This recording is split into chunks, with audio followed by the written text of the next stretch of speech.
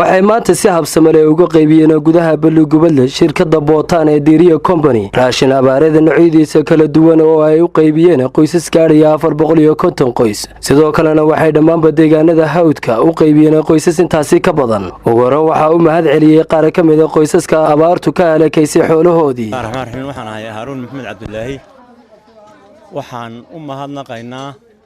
hay'adda raashinka nasiisay ABD ayanu mahadnaqaynaa anagoo ah dadweynaha reer Balugubadle xaaladda deegaanka waxaan ka sheegay inay aad bay u xun tahay oo xoolihii u dhamaadeen abaar baan bahaysa xaaladda biyuhu aad bay xun tahay aad bay u liidatay xaaladda biyuhu Faadumo Jaamac waxaan u mahad celinayaa hay'adda noo keentay caawimada ee ah ABD miya ilaahay baa mahad leh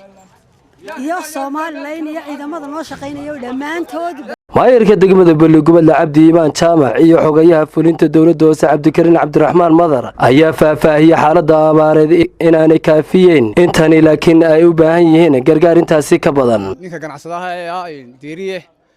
oo isna si fiican ummadda u gaarsiiyay raashinkii oo bilaa hadal iyo waxban weeyo waxaan lahayn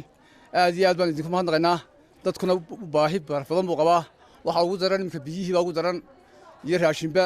iyo xoolihii ayaga laftooda aan wax la ayax cunanayn waxaan ugu mahadnaqayaa shirkadda ABD ee WFP ka soo qaadatay mashruucan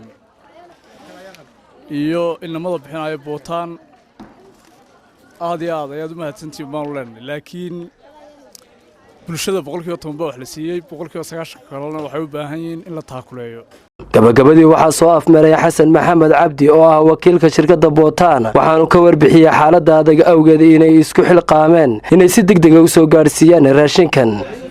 anigoo ka wakiila ganacsadayaasha ama kambaniyada Bootaan Store Diiriye Trading Company waxaanu maanta halkan ku qaybinay raashin ay bixisay hay'adda WFP oo aanu ka ahayn qandaraas qaatayaashii hawshaas fulinayay runtii hawshaas si fiican qurux badan bay noogu dhacday dadkiina aad ugu farxeen waana ka mabsuudeen wax qabadkayaga iyo waxtarkayaga run ahaantii dadkuna baahi weyn oo abaareed oo haysay darteed ayaa waxaanu galinaa hore ula degdegna ama raashinka aanu si dhaqsiya dadka u gaarsiino runtii waxa halka kan aynu joogno ka baxay 460 qoys waxa kale oo jirtay Balle Cabane oo iyadana 190 iyo dheeraad ahay qool caday qool buulale goobahaas oo runtii iyaduna tiro badan dad ay